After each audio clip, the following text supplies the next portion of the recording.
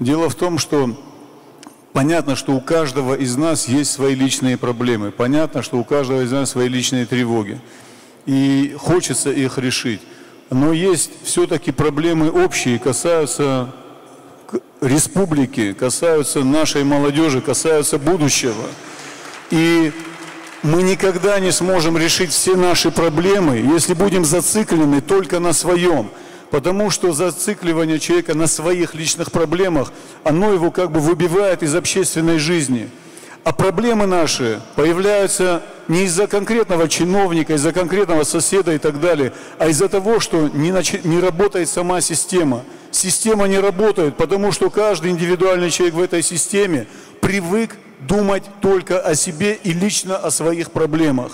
И когда каждый из нас станет гражданином республики, и его вопросы, и чаяния, и все мысли будут направлены на исправление всей системы, то каждому из нас будет намного проще и легче жить. Каждый из нас будет по-другому решать все вопросы, возникающие на его жизненном пути.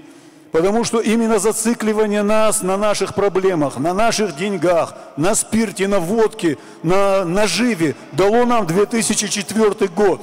То это было наказание за наше отношение к нашей жизни.